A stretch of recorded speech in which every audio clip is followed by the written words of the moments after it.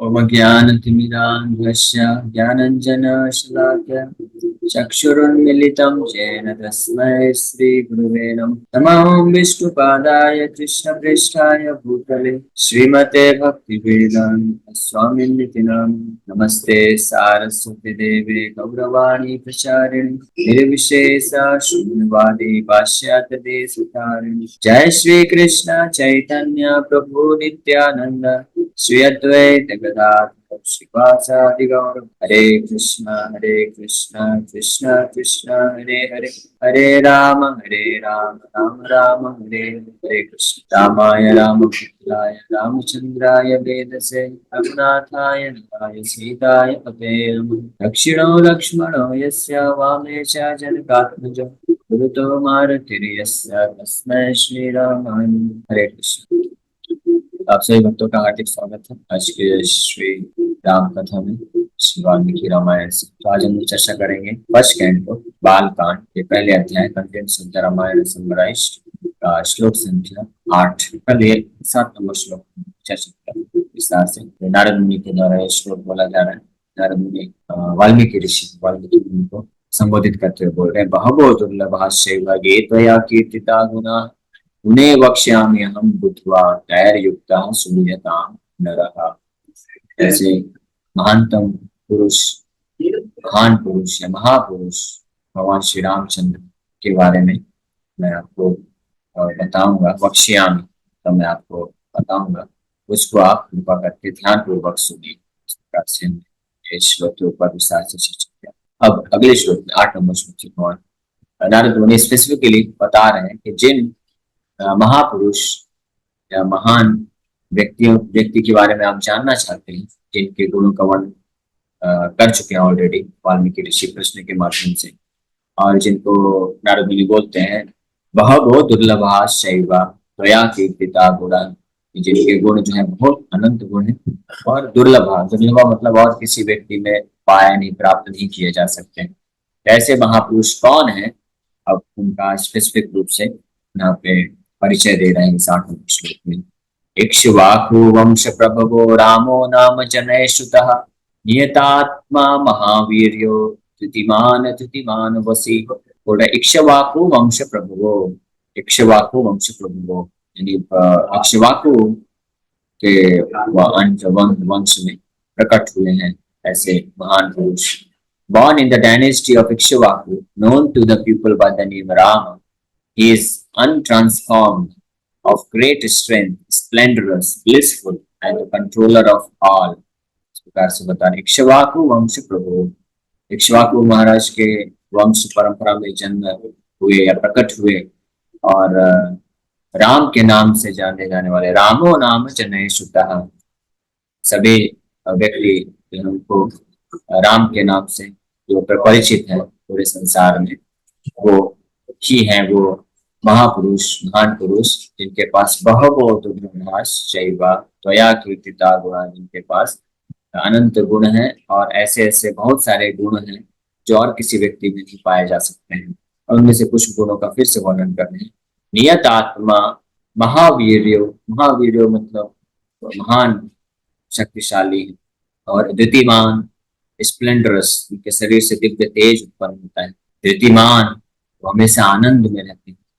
वसी और समस्त प्रकार के वो नियंत्रक है, कंट्रोलर है। नियत आत्मा मतलब वो हमेशा अपनी दिव्य स्थिति में बने रहते हैं, आत्मा की स्थिति में बने रहते हैं। नियत मतलब हमेशा आत्मा, नियत आत्मा हमेशा, यहाँ पे लिखा अनट्रांसफॉर्म मतलब कभी वो भौतिक चेतना में नहीं होते, हमेशा अपने आध्यात्मिक पोजीशन को बना के रखते। इसलिए उनका एक नाम अच्युत भी है। भगवान का एक नाम अच्युत बोला गया। अच्युत का मतलब अर्जुन भी भगवान कृष्ण को इस अच्युत नाम से संबोधित करते हैं। सेनयोर्भयोर मध्य रथम स्थापयामि अच्युता, कि दोनों सेनाओं के मध्य में मेरा रथ लेके जाइए हे अच्युत भगवान, हे कृष्ण। क्यों? क्योंकि भगवान जो है अच्युत का मतलब अपनी किसी भी स्थिति में वो अपनी पोजीशन से विचलित नहीं होते। भगवान का पोजीशन क्या है उनका, कि वो परम भगवान है, परम नियंता है और हर प्रकार के शक्तियों के वो कंट्रोलर हैं। कभी भी वो उनके नियंत्रण में नहीं आते हैं। माया के वो कंट्रोलर है, मायाधीश, माया उनको कभी कंट्रोल नहीं कर सकती। इसलिए यहाँ पे नियत आत्मा, नियत आत्मा शब्द जो है, ये जो गुण है, सूचित करता है। यहाँ पे भी मायावाद का खंडन हो रहा है अच्छे तरीके से। तो नारद मुनि साफ साफ बता रहे हैं कि ऐसे महान पुरुष जिनके दिव्य गुणों के बारे में आपने बताया, और जिनके बारे में आप सुनने के लिए तत्पर है, और जिनके बारे में मैंने भी ब्रह्मा जी से 100 करोड़ श्लोकों में जिनके बारे में श्रवण किया है, जिनकी लीलाएं, जिनके गुण अनंत हैं, जिनका पूरी तरह से वर्णन कोई भी नहीं कर सकता है, वो है भगवान रामचंद्र के नाम से विख्यात, और इक्ष्वाकु महाराज के वंश में प्रकट हुए हैं। और वो कैसे है? नियत आत्मा, यानी हमेशा अपनी दिव्य अवस्था में बने रहते हैं, चाहे वो कैसी भी लीला करे, कैसी भी स्थिति में क्यों ना आए। कुछ लोग होते हैं जिनके पास ये भगवान राम के बारे में सैद्धांतिक ज्ञान, उनके तत्वों के बारे में नहीं जानते हैं, जो केवल उनको एक साधारण या असाधारण मनुष्य के रूप में देखते हैं, जो सोचते हैं कि राम भगवान एक आदर्श पुरुष थे, आदर्श मनुष्य हुए, आदर्श व्यक्ति हुए, आदर्श पति हुए, आदर्श सब में आदर्श के रूप में तो मानते हैं, लेकिन वो केवल एक साधारण पुरुष या मनुष्य से ही कंपेयर कर जाते हैं। तो वो कई बार जो है भगवान की उन लीलाओं से विचलित हो जाते हैं। तो उनको लगता है कि अरे, आदर्श मनुष्य ऐसा लीला ऐसा कैसे कर सकता है? जैसे जब सीता माता का अपहरण हुआ था, रावण ने किया, तो जिस प्रकार से भगवान रामचंद्र ने विलाप किया, पशु पक्षी, पेड़ पौधे, पत्थरों, चट्टानों, हवा, दिशाओं, सबसे भगवान रामचंद्र पूछ रहे हैं और रो रहे हैं, विलाप कर रहे हैं, ऐसा प्रदर्शित कर रहे हैं जैसे कि कोई जो पति होता है अपनी अपनी पत्नी के लिए इतना ज्यादा आसक्त है कि उसके बिना रह नहीं सकता है। इस प्रकार से एक साधारण मनुष्य की तरह भगवान इस तरह विलाप करते हुए पाए गए। तो जो ऐसे व्यक्ति जो केवल जो इन तत्वों को नहीं जानते, जो केवल भगवान के बारे में केवल लीला सुनते हैं, तो वो लोग भ्रमित हो जाते हैं, नहीं समझ पाते। इसीलिए रामायण के प्रारंभ शुरुआत में ही बड़े स्पष्ट रूप में, अभी और भी आगे भी चल के आने वाले कुछ अध्यायों में स्पष्ट रूप में इन सिद्धांतों को क्लियर किया जाएगा। नारद मुनि विशेष रूप से पहले ही श्लोक में, ये जो पहली बार भगवान रामचंद्र का नाम यहाँ पे आया है रामायण में, 8वें नंबर श्लोक में, और फर्स्ट टाइम नारद मुनि भगवान रामचंद्र के कुछ गुणों का वर्णन कर रहे हैं। उसमें जो सबसे पहला गुण है, आप देख सकते हैं, वो क्या बता रहे हैं? नियत आत्मा इक्ष्वाकु वंश प्रभुवो रामो नाम जनय सुता। भगवान राम, राम के नाम से जाने जाने वाले इक्ष्वाकु वंश में प्रकट हुए। और जो सबसे पहला गुण बता रहे नियत आत्मा, नियत आत्मा मतलब वो हर परिस्थिति में, कभी वो विलाप करते हुए दिखें, कभी क्रोध करते हुए दिखें, और कभी ऐसे भी दिख सकते हैं कि वो पूछ रहे हैं विभीषण से, अरे मैं रावण को कैसे वध करूं?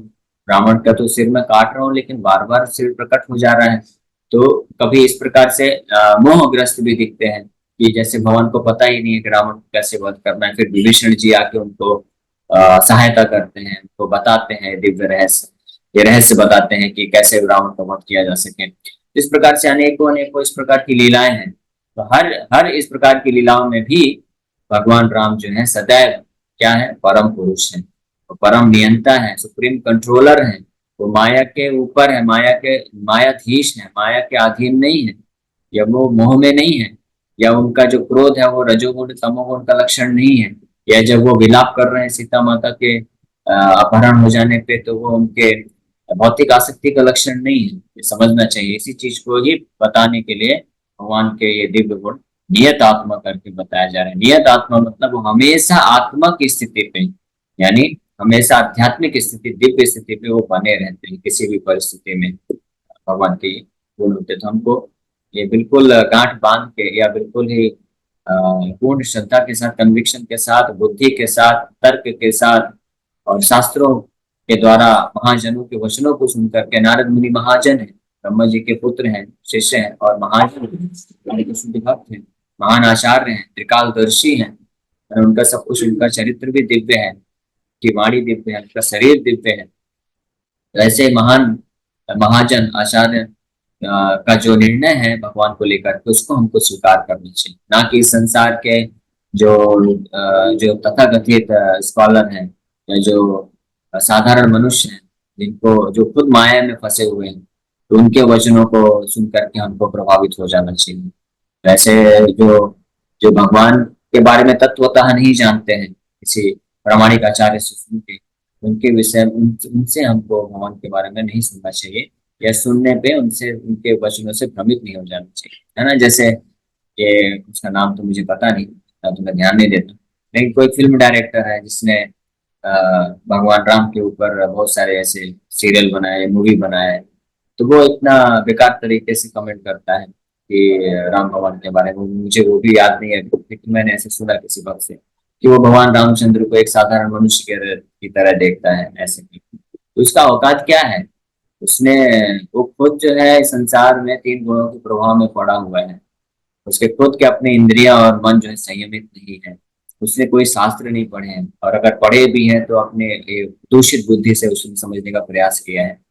तो ऐसे व्यक्ति का हम जो है कैसे निर्णय हम स्वीकार कर सकते हैं? इनसे, इन लोगों से हम कैसे प्रभावित, इन लोगों से हमको प्रभावित नहीं होना चाहिए। ये तो वही बात हो गई, जैसे सड़क में रहने वाला कोई भिखारी है जिसको कुछ पता नहीं है, और वो किसी महान व्यक्ति का वो निंदा करता है, तो इसको कोई इतना सीरियस नहीं लेता है, क्योंकि जानते हैं कि इसके बाद ये तो थर्ड क्लास व्यक्ति है। तो इसलिए यहाँ पे नारद मुनि के वचन स्वीकार करना चाहिए, जो भगवान के गुण बता रहे हैं कि भगवान नियत आत्मा है, महावीर है, द्वितीयमान है, तृतीयमान है, वसी, यानी कंट्रोलर है सबकी। तो इस प्रकार से he reveals that the qualities of the Absolute who described in the Upanishads are found in Lord Rama.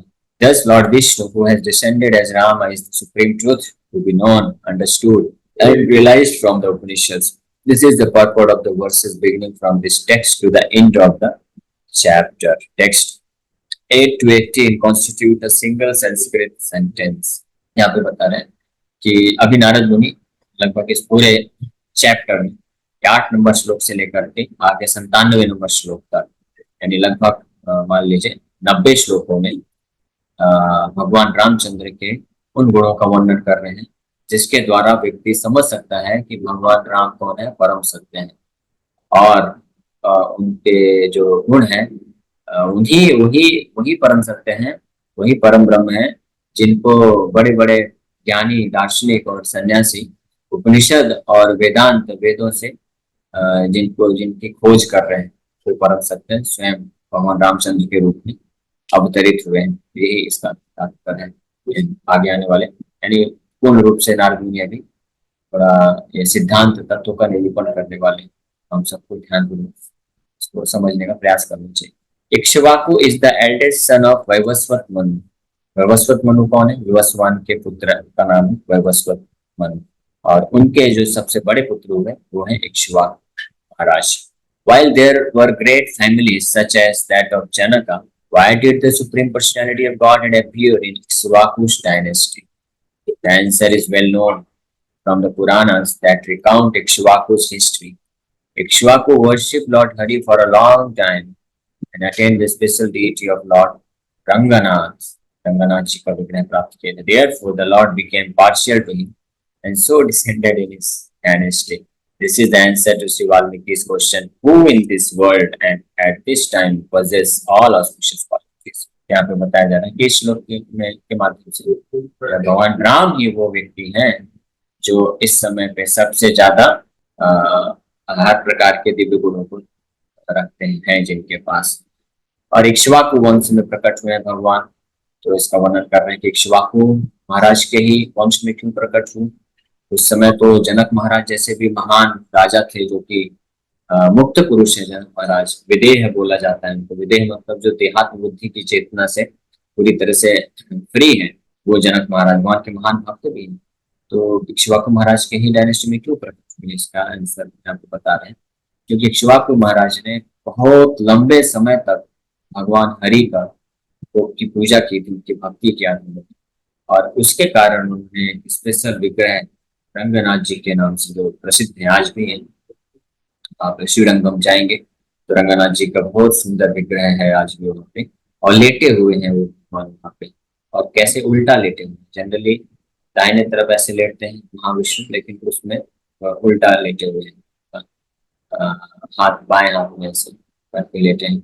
तो वो जो विग्रह है, और एक और स्पेशल फीचर है उनका कि वो द्विभुज रूप में है। तो आचार्य बताते हैं कि वो वास्तव में कृष्ण ही, और जो कि इस प्रकार से लेटे हुए हैं। और वो विग्रह प्राप्त किया था इक्ष्वाकु महाराज ने, यानी लगभग आज से कम से कम नहीं तो 20 लाख साल पहले तो भगवान रामचंद्र आए, और उनके भी पूर्वज हुए इक्ष्वाकु महाराज। यानी समझ सकते हैं कि 20 लाख साल से भी कई लाख साल पहले की बात है कि रंगनाथ जी इस संसार, इस पृथ्वी में प्रकट हुए। उसके पूर्व रंगनाथ जी का वर्शिप जो है ब्रह्मा जी कर रहे थे। ब्रह्मा जी ने कर रहे थे, फिर अभी भगवान यहाँ पर प्रकट हुए। और ब्रह्मा जी को भी कैसे प्राप्त हुए? वो महाविष्णु ही है जो स्वयं रंगनाथ जी के रूप में आए।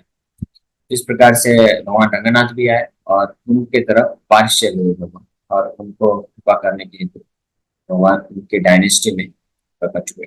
The Supreme Lord is known as Rama because he delights everyone with his auspicious qualities. As the sages have etymo- etymologically derived his name as Ramo, Ramyatam Varaha. Rama is the best of the delighters. Everyone finds delight in him, as stated in Agast Samhita also. रमन्ते योगिनोऽनन्ते सत्यानन्दे चिदात्मनि रामपदेनासौ परं ब्रह्मा विधीयते. The supreme absolute truth is called Rama because the transcendentalists take pleasure in the unlimited true pleasure of spiritual existence. रमन्ते योगिनो अनंते सत्यानंदे चिदात्मनि रामपदेनासौ परम ब्रह्मा विधीयते. ये परम ब्रह्म है, ये कोई जस्ट निराकार ब्रह्म ज्योति बस नहीं है, या कोई डल मैटर नहीं है। परम ब्रह्म कौन है? ये सचिदानंद है, चिदात्मनि, और ये वो हैं जिनके ऊपर ध्यान करने से बड़े से बड़े आध्यात्मिक जो वादी होते हैं उनको दिव्य आनंद की प्राप्ति होती है। तो इसलिए भगवान राम का राम नाम क्यों है? क्योंकि हर कोई जिनके शुभ गुणों से आकर्षित होते हैं और उनके गुणों से के संपर्क में आने से, यानी या तो वास्तविकता में उनका दर्शन कर लें या किसी के माध्यम से उनके दिव्य गुणों का श्रवण कर लें, तो वो करने से उनके हृदय में अत्यंत जो है अमृत की बारिश हो जाती है, यानी अत्यंत आनंद की प्राप्ति होती है। इसलिए उनका नाम है राम, और इसलिए उनका राम का मतलब रामो रम्यताम वरह। रम्यताम मतलब जो आनंद प्रदान करते हैं, वरह मतलब सर्वश्रेष्ठ। तो हर प्रकार के व्यक्तियों में, हर प्रकार के लोगों में जो सर्वश्रेष्ठ है किसी को आनंद प्रदान करने में, केवल जिनके बारे में श्रवण करने से, जिनके गुणों को जानने मात्र से, जिनकी लीलाओं को सुनने मात्र से, जिनका नाम लेने मात्र से राम या किसी के हृदय में आनंद की अनुभूति हो जाए, और इसलिए उनका नाम है राम। रामो रम्यताम वरः।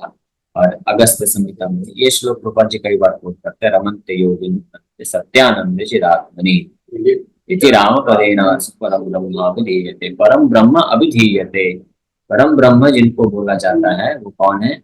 वो सत्यानंद है, सच्चिदानंद है, आनंद की मूर्ति है, चिदात्मनि, वो स्पिरिचुअल है, आध्यात्मिक है। और रमन्ते योगिनो अनंते, अनंत जो रमण करते हैं जिनमें, योगी लोग भी। योगी लोग कौन होते हैं? योगी लोग होते हैं जो परम विरक्त होते हैं, किसी भी चीज से आसक्ति नहीं है उनको, जो भौतिक संसार के सुख जो उनको सुख नहीं दे सकते, जिनसे वो पूरी तरह से उदासीन हो चुके हैं, ऐसे योगी जन भी जिनसे अनंत रमण प्राप्त करते हैं या सुख प्राप्त करते हैं, आनंद प्राप्त करते हैं, जिनकी इंद्रियां, मन और बुद्धि सब आनंदित हो जाती है या आध्यात्मिक शक्ति से ओतप्रोत हो जाते हैं, तो ऐसे भगवान को राम कहा जाता है। राम इसलिए उनका नाम। He is well known. Indeed, Valmiki, as a former resident of Chitrakoot, certainly knew him. Not only Valmiki, even ordinary people knew him. Shrutaha indicates that she was both known and understood by them. In other words, Lord Rama made them understand that she is indeed Lord Narayana himself by performing pastimes such as slaying Taraka and her son, protecting Vishwamitra's sacrifice, delivering Ahalya from her husband's curse, breaking Lord Shiva's bow, suppressing Parashuram, piercing 7 tall trees, slaying Bali, building a bridge across the ocean, and destroying Ravana's armed force. This very person is described in each and every word in this section of verses from 8 to 18. इस प्रकार से यहाँ पे जो आया है कि श्रुतः इक्ष्वाकु वंश प्रभवो रामो नाम जन है। श्रुतः जन है, जन है मतलब साधारण जनता भी जो है, साधारण लोग भी जो है, श्रुतः उन्होंने सुना है, वो सब जानते हैं ऑलरेडी कि इक्ष्वाकु वंश में प्रकट होने वाले भगवान राम है, परम भगवान है, नारायण के अवतार है। तो ये श्रुतः इति श्रुतः, ये जानते हैं। और तो निश्चित रूप में वाल्मीकि भी जानते ही होंगे। तो वाल्मीकि ऋषि चित्रकूट में रहते थे और अन्य लोग भी, साधारण लोग भी रहते थे। भगवान चित्रकूट में लगभग 13 ईयर्स, 14 साल का वनवास था, 13 साल वहां को बिताए और इतनी सारी अद्भुत लीलाएं किया भगवान ने। यहाँ पे जैसे बताया है, तारकासुर का वध, विश्वामित्र के यज्ञ की रक्षा, अहिल्या का उद्धार, शिव जी के धनुष को तोड़ना, परशुराम को भी जो है सप्रेस करना, मतलब परशुराम भी उनके सामने आके फाइनली उनको स्वीकार करते हैं, उनको प्रणाम करते हैं, जान जाते हैं परशुराम को मुझे जो शक्ति मिली थी अवतार बनने का, वो इन्हीं भगवान परम भगवान गुरु रामचंद्र से मिली थी। फिर इस प्रकार की बहुत सारी अन्य लीलाएं किया, तो ये सब सुने ही हुए हैं, शुद्ध है शुद्ध है, सब जानते हैं। तो इस प्रकार से लोग जानते हैं कि ये स्वयं नारायण है। फिर भी यहाँ पे बड़ी स्पेशल चीज है, और यही इन्हीं के बारे में एक हर शब्द में आगे चल के वर्णन होने वाला है। विशेष रूप से 8 से 18 श्लोक नारद मुनि वर्णन करने वाले। तो ये सब ऑलरेडी सुन चुके थे वाल्मीकि ऋषि, फिर भी उन्होंने प्रश्न के माध्यम से भगवान रामचंद्र के दिव्य गुणों का श्रवण करने की इच्छा है। तो इस प्रकार से प्रश्न पूछते हैं नारद मुनि से। नारद मुनि भी ऐसा मौका प्राप्त करके मैं वो भी बहुत ही प्रसन्नचित आनंदित होकर के भगवान रामचंद्र के गुणों का वर्णन करना चाह रहे हैं। लेकिन उन गुणों को बताने के पूर्व वो पहले ये बताना चाहते हैं, तत्व का निरूपण करना चाहते हैं कि भगवान राम है कौन, पहले तो ये हमको जानना चाहिए। फिर तो हम उनकी जो लीलाएं हैं, गुण हैं, उनको श्रवण करेंगे तो हम उसको रिलीज कर पाएंगे, रस आस्वादन कर पाएंगे। जैसे मैंने उदाहरण बताया लास्ट एक मिनट में, रिपीट कर कि भगवान रामचंद्र का सीता माता के लिए विलाप करना। तो ये जब साधारण मनुष्य इसी लीला को श्रवण करेगा तो वो बल्कि दोष देख सकता है, अपराध कर सकता है, या वो ये सोच सकता है ज्यादा से ज्यादा कि हाँ भगवान भी कभी कभी माया में फंस जाते हैं। ऐसे कई मूर्ख होते हैं जो ये बोल दिए सोचते हैं, ये उनकी धारणा होती है कि हाँ भगवान रामचंद्र एक महान पुरुष थे और बहुत आदर्श उन्होंने उदाहरण सेट किया, बहुत शक्ति का प्रदर्शन भी किया, सब कुछ था। कभी कभी फिर वो बोलते हैं कभी कभी तो भगवान भी माया में पड़ जाते हैं, तो हम तो जीवात्मा है, तो हम तो माया में पड़ जाते, इसमें कौन सा दोष है, अपराध है। तो ऐसे लोग जो है इस गलत फहमी में रहते हैं। भगवान के कुछ कार्यकलाप जो है वो उचित नहीं है, कुछ उचित होते हैं। तो ये सब कंफ्यूजन ना रहे, इसीलिए तत्व को समझना बहुत जरूरी है। भगवान राम है कौन, वास्तव में परम ब्रह्म, और इसी तत्व का वर्णन इन श्लोकों में नारद मुनि आगे इस अध्याय में पूरा 97 नंबर श्लोक। हरे कृष्ण। आपसे भक्तों का बहुत बहुत धन्यवाद कि आप लोग आए और आप लोग किसी भक्त को कोई प्रश्न है? मैं एक्चुअली पूछना चाह रही हूँ कि घर पे तो जैसे सब मैं तो इतनी माला नहीं कर पाती, बट जितनी भी करती हूँ मैं चाहती हूँ कि वो जो जैसे अगर अगर 5 भी कर दिया, 6 भी कर दी, 16 करने की जरूर कोशिश करूंगी रोज। तो मेरे को मेरे परिवार के लिए भी रहे वो माला, मतलब मेरे अकेले के लिए नहीं, सबके लिए रहे वो माला। तो ऐसा पॉसिबल है? मतलब मेरे हाँ पेरेंट्स वगैरह वो लोग तो कैसे नहीं कर पाते हैं पूरे टाइम, हाँ पापा भी ठीक है। इतना काम कंटिन्यूस करते हैं, तो हाँ उनके तो जैसे आप सब कुछ करिए। है घर पे। हाँ तो आप 5 माला आपका करिए, 5 माला पिताजी के लिए करिए, 5 माला आपकी मदर के लिए करिए, और एक एक्स्ट्रा माला भगवान के लिए करिए, तो 16 हो जाएगा इस तरह से।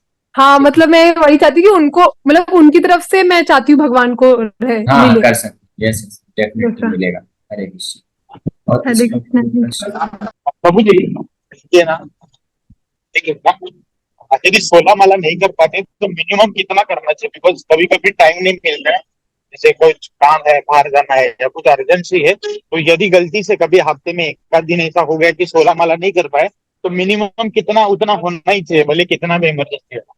मिनिमम मिनिमम तो 16 माला ही है, लेकिन हम धीरे धीरे हमको ये प्रयास करना है कि हम इस स्तर पे आए कि हर परिस्थिति में हम 16 माला कर पाए। तो अभी ठीक है, आपने अभी स्टार्ट किया है और आप बहुत अच्छा प्रोग्रेस किए, आप जल्दी ही 16 माला तक आप पहुंच प्रभु गए। जी, आपकी आवाज कभी नहीं। कभी तो मिनिमम तो देखिए 16 माला ही है, उससे कम नहीं हो सकता है। और आपने अभी शुरुआत किया है तो आप बहुत अच्छा प्रगति कर रहे हैं कि आप इतना जल्दी 16 माला तक आ गए हैं। तब आपको इस स्टैंडर्ड पे पहुंचना है धीरे धीरे कि आप हर परिस्थिति में 16 माला का जप कर पाए। तो जब तक वहां पे नहीं पहुंच पा रहे हैं तो आप प्रयास करिए वहां तक पहुंचने का। और अभी की अवस्था में आपका कभी ऐसा हो जाता है कि आप 16 माला नहीं कर पा रहे हैं, तो अगले दिन उसको कवर अप कर लीजिए। या कहने का मतलब है कि आपने मान लीजिए किसी दिन 10 माला किया किसी भी कारणवश, तो अगले दिन फिर आप 22 माला कर लीजिए, कवर अप कर लीजिए। लेकिन ये छूट नहीं है सभी भक्तों के लिए, विशेष रूप से जो 16 माला करते हैं दीक्षित भक्त। ठीक है। तो आप प्रयास करिए, आप ऐसे स्टैंडर्ड पे आ जाएंगे कि आप डेली 16 माला जप कर सके हर परिस्थिति में। ओके प्रभु जी, ओके, धन्यवाद। हरे कृष्ण। ठीक है, अभी समय हो गया है। हरे हरे कृष्ण जी।